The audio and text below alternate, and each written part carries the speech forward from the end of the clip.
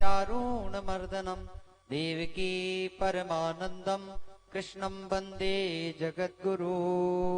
वासुदेवताभ्यो नमः। प्रार्थना पूर्वकम् आवाहयामि पूजयामि। ध्यानं ध्यानान्तेन गन्धाक्षतपुष्पाणि समर्पयामि। इदं स्नानं कुर्यात्। किंचित जल के माध्यम से स्नान करावे। ओम नमो विस्वरन्ताय सहस्रमूर्ते सहस्रपादस्य शिरोर्ववाहवे सहस्रनाम्ने पुरुषाय शाश्वते सहस्रकोटियुगधारणे नमः। गन्धाक्षतपुष्पाणि समर्पयामि। हरिः ओम महा ओम। माल्यादीनि सुगन्धिनि मालित्यादीनि वै प्रभो मया हृतानि पुष्पाणि पूजार्थं प्रतिगृह्यताम्। पुष्पं समर्पयामि। गन्धाक्षतपुष्पाणि समर्पयामि। एतद् ऋतुफलं समर्पयामि। इदं फलं मया देव स्थापितं पुरुषस्तव तेन मे सफलावाप्तिर्भवे जन्मनि जन्मनि। पूगीफलं महादिव्यं नागवल्लरिदलेरतं हेलादिचूर्णसंयुक्तं ताम्बूलं प्रतिगृह्यताम्। गन्धाक्षतपुष्पाणि पञ्चोपचारान्ते गन्धाक्षतपुष्पं समर्पयामि। व्यासपूजनं कुर्यात्। ओम नारायणं नमस्कृत्यं नरं चैव नरोत्तमं देवीं सरस्वतीं व्यास ततो जयमुदीरये। बोलिए सद्गुरुदेव भगवान की जय। व्यास नारायण भगवान की जय। आरती प्रज्वलित कर लीजिएगा। भगवान की है आरती। पापियों को पाप से है तारती। श्री भागवत भगवान की है आरती। पापियों को पाप से है तारती। भागवत भगवान की है आरती।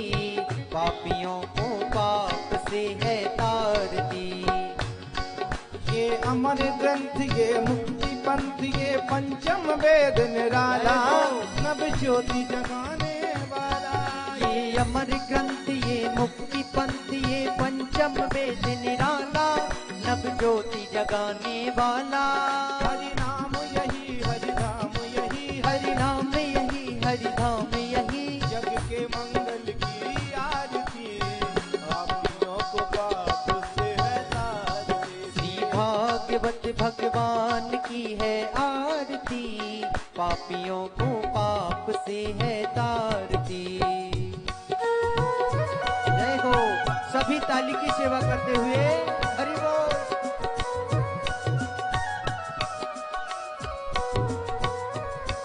ये शांति गीत पावन पुनीत पापों को मिटाने वाला हरि दर्श कराने वाला। ये शांति गीत पावन पुनीत पापों को मिटाने वाला हरि दर्श कराने वाला। ये सुख करनी ये दुख हरणी ये सुख करनी यह दुख हरणी। श्री मधुसूदन की आरती। पापियों को पाप से है तारती। श्री भागवत भगवान की है आरती। पापियों को पाप से है तारती।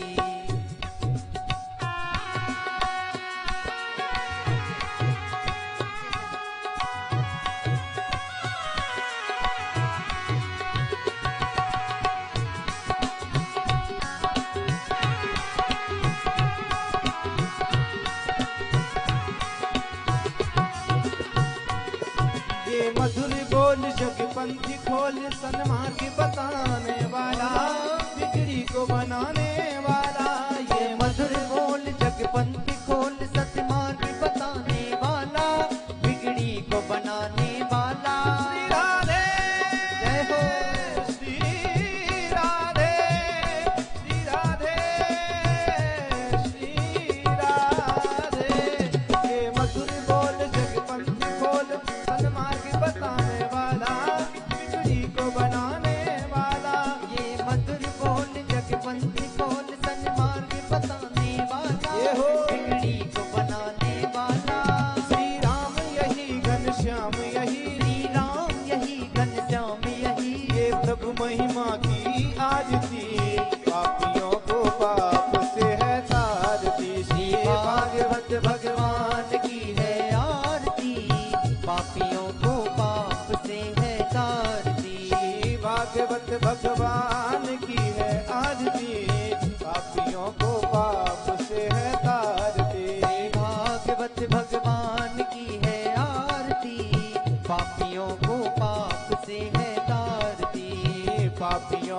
पाप से है तार दी। हाँ, पापियों को पाप से है तार दी। हाँ, पापियों को पाप से है तार दी।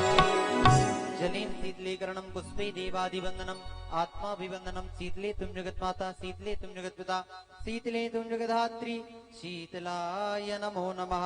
एतद् हस्ते पुष्पमादाय मंत्र पुष्पांजलिः। ओम यज्ञेन यज्ञमय जन्त देवस्तानि धर्माणि प्रथमान्या संज्ञाते नाकं महिमानः सचन्द्र यत्र पूर्वे साध्याः सन्ति देवः। हरिः ओम। एकदन्ताय विद्महे वक्रतुण्डाय धीमहि तन्नो दन्ती प्रचोदयात्।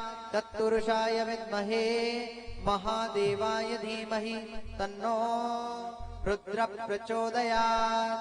कात्यायनी च विद्महे कन्याकुमारी च धीमहि तन्नो देवी प्रचोदयात्। सेवन्ति काम कुल चंपक पाटलाब्जै पुण्या गजात कर वीर रसाल पुष्पै बिल्व प्रवाल तुलसी दल मंजरी त्वं पूजयामि जगदीश्वर मे प्रसीद। नाना सुगंध पुष्पाणि यथा कलुद्भवानि च पुष्पांजलिं मया दत्तं ग्रहण परमेश्वर। संगाय सपरिवाराय सायुधाय सशक्तिकाय प्रार्थना पूर्वकं राधा कृष्ण चरण कमले प्रियो नमः। एतत् मंत्र पुष्पांजलि समर्पयामि। बोले वृंदावन बिहारी लाल की जय। श्रीमद् भागवत महापुराण की जय। व्यास जी महाराज की जय। ये भावी भक्तों से मैं आग्रह करता हूँ, निवेदन करता हूँ एवं इस ध्वनि गुंजायमान यंत्र के माध्यम से आप मेरी आवाज को श्रवण कर पा रहे हो तो मैं सभी भक्तों से मंगलमय मातृ शक्ति से कामना करता हूँ, आग्रह करता हूँ आप लोग अपने गृह कार्यों से निवृत्त होकर समय का विशेष ध्यान देते हुए कथा प्रांगण की भूमि में समुपस्थित हो। हमारे बीच में परम पूज्य राष्ट्रीय कथा प्रवाचिका परम पूज्य साध्वी दीदी किरण दीदी जी मंचासीन है, तो मैं सभी भक्तों से आग्रह करता हूं आप सभी लोग अधिक से अधिक संख्या में उपस्थित हों। अब ज्यादा विलंब न करते हुए आइए भक्तों कथा में प्रवेश करने हेतु, कथा का श्रवण करने हेतु चलते हैं पूज्य व्यास जी की ओर। जय श्री राम।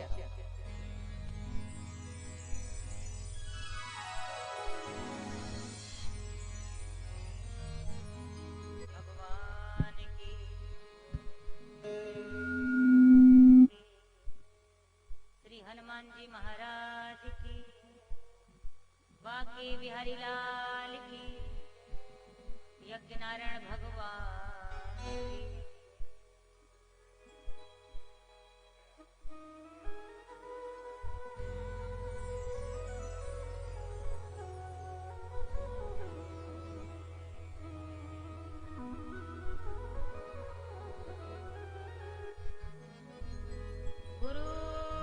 ब्रह्मा गुरुर्विष्णु गुरुर्देवो महेश्वरा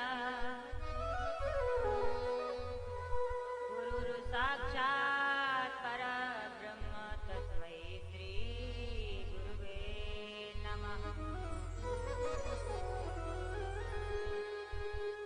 बर्हापीडं नटवरवपु कर्णयो कर्णकारम्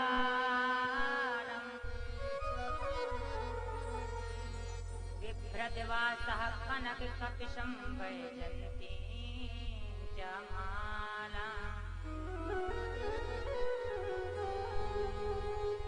रन्ध्रान् वेणुरधरसुधया पूरयन् गोपवृन्दैः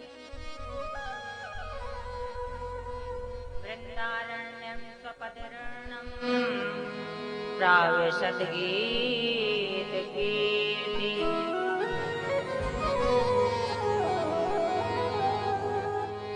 गोपाल बालं भुवने कपालं संसार मायामतिमोहजालम्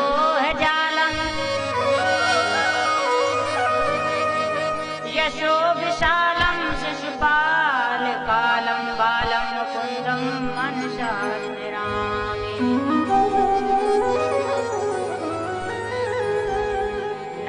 कुंज विहारिण्यै नमः कुंज विहारिणे स्वामी श्री हरिदासाय गुरुनाम गुरुवे नमः।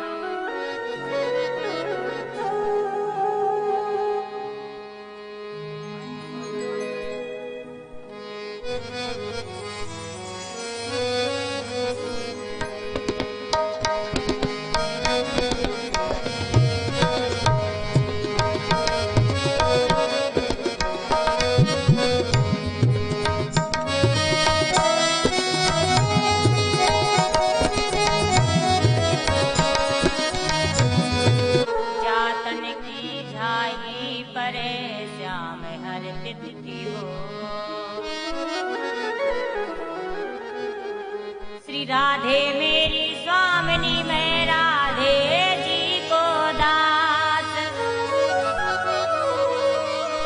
जन्म जन्म मोही दीजियो श्री वृंदावन को बास। जय जय श्री राधा रमण जय जय नवल किशोर, जय गोपी चित चोर प्रभु जय जय माखन चोर। जय गोपी चित चोर प्रभु जय जय माखन चोर।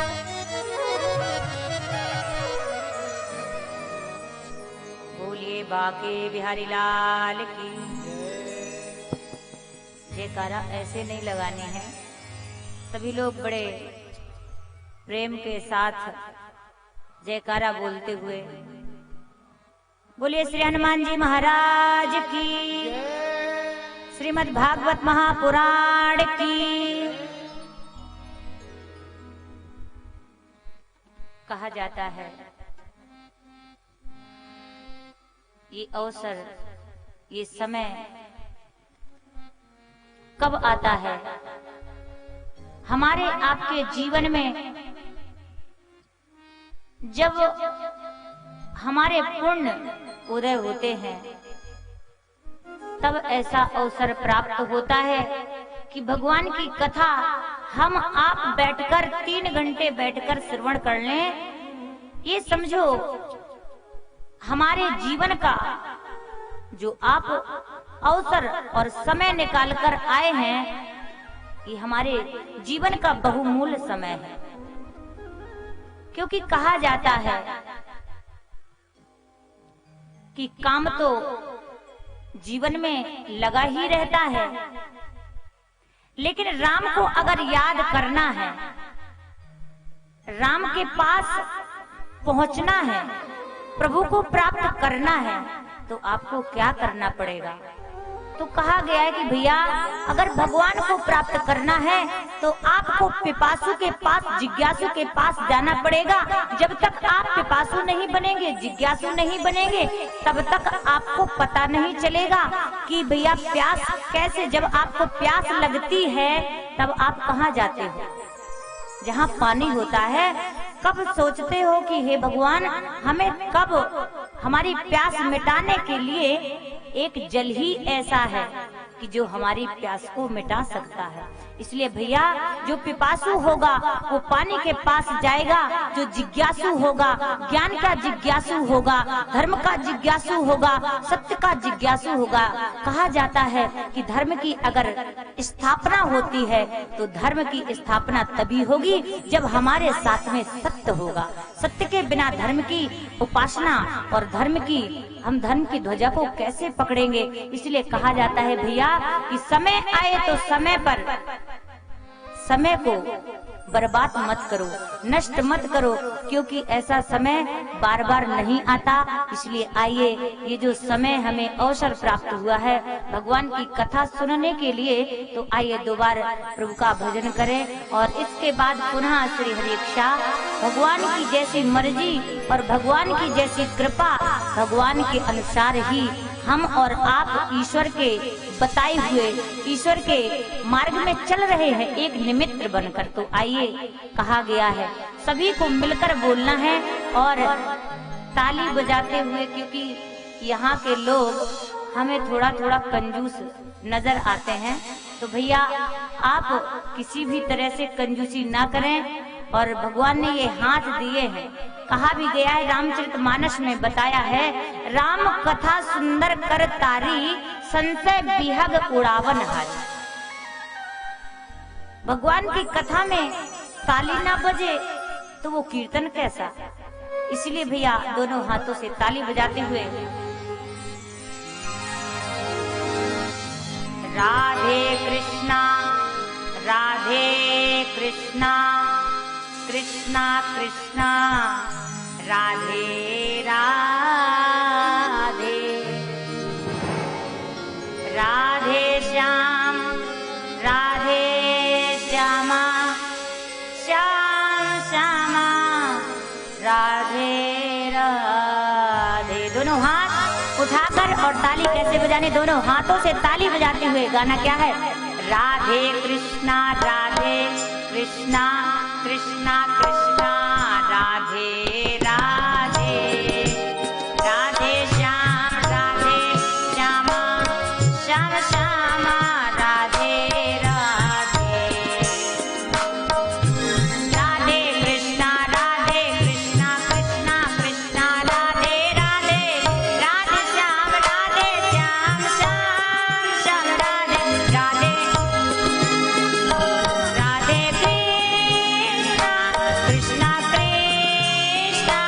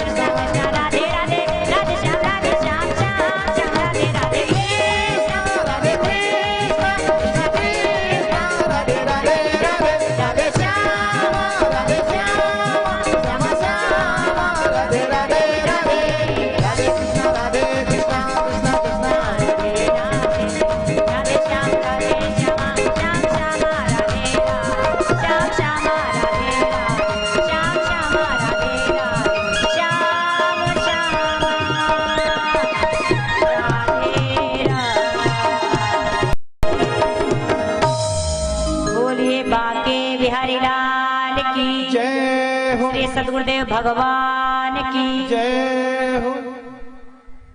जयकारा आप लोग एक बार बड़े प्रेम के साथ में बोले राधा रानी की जय, बांके बिहारी लाल की। जय। कल आपने बड़ी सुंदर चर्चा श्रवण की। महारानी भक्ति महारानी का दुख श्री नारद जी महाराज ने दूर किया। कहा जाता है कि श्रीमद् भागवत महापुराण ऐसा ग्रंथ है जिस ग्रंथ को पढ़कर हमारे और आपके जीवन में मृत्यु का भय छुड़ाने वाली श्रीमद् भागवत महापुराण, जो महाराज नारद जी ने सनक सनंदन सनातन जी के द्वारा, सनकादि ऋषियों के द्वारा भक्ति को जो कथा ज्ञान वैराग पुत्रों को जगाने के लिए जिस कथा को सुनाया और जिस कथा को हम भी सुनने के लिए इच्छुक हैं। कहा जाता है जब जीव के जीवन में, मनुष्य के जीवन में प्रारब्ध होता है तभी हमें कुछ प्राप्त होता है। इसलिए बड़ी सुंदर चर्चा आज सूत जी महाराज उन्हीं ऋषियों से कह रहे हैं, सनकादि ऋषि से, जो सौनक जी हैं। सौनक जी को बताया कि सौनक जी, जिस कथा को सुनने के लिए आप इतने इच्छुक हैं, ये कथा ऐसी है कि बड़े बड़े पापियों को भी तारती है। आपने जो ये 6 प्रश्न किए हैं, इन 6 प्रश्नों का उत्तर आपको मिलेगा, लेकिन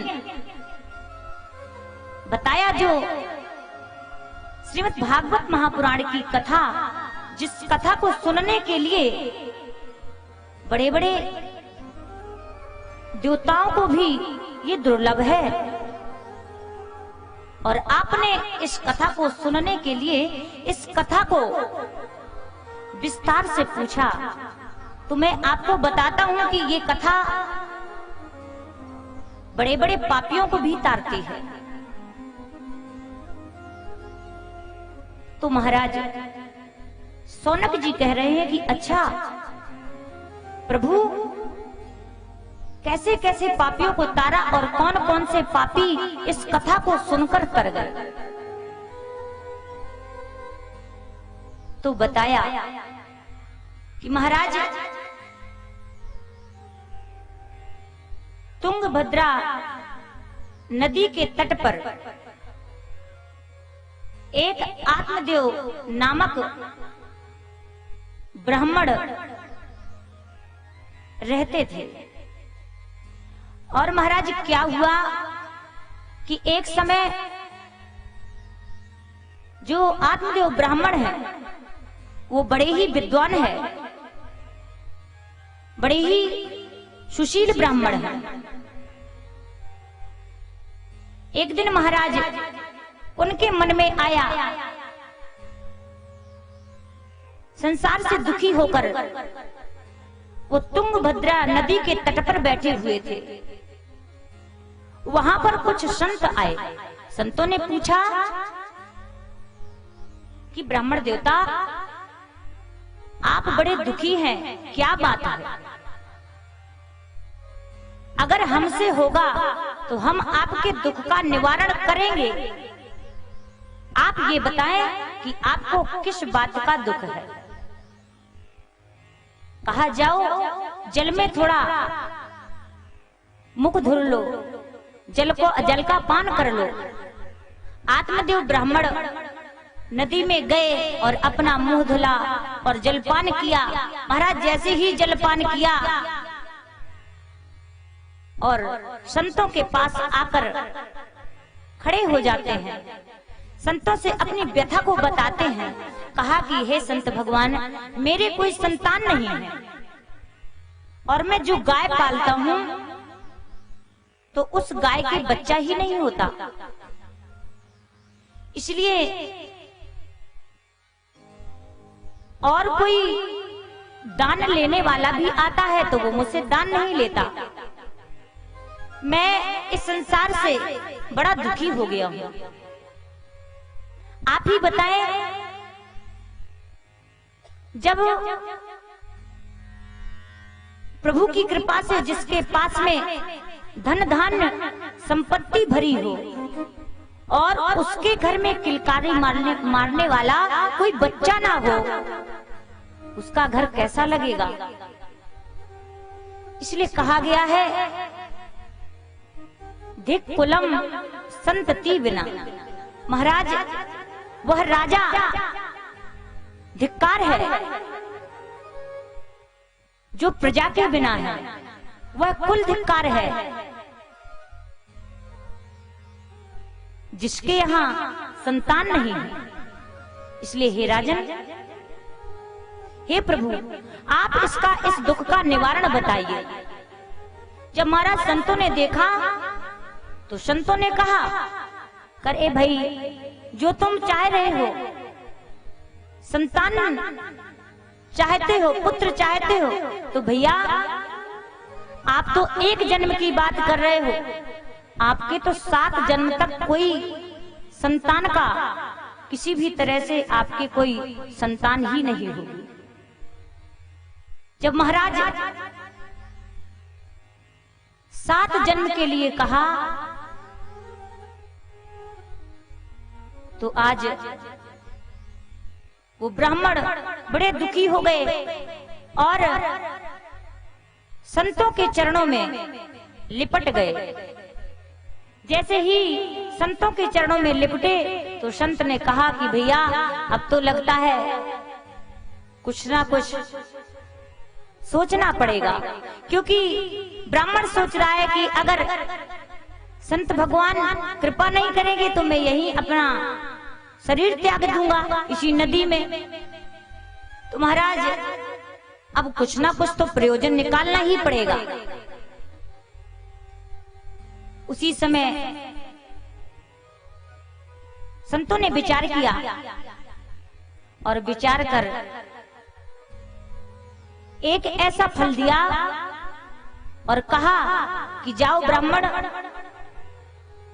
आपके यहाँ अपनी पत्नी को ये फल दे देना, ये फल खाकर पत्नी के आपको संतान हो जाएगी, पत्नी के एक सुंदर बेटा होगा। लेकिन कुछ नियम है। नियम क्या है? कहा नियम ऐसा है कि एक समय ही भोजन करे और संयम नियम से रहे और किसी के लिए गलत ना सोचे।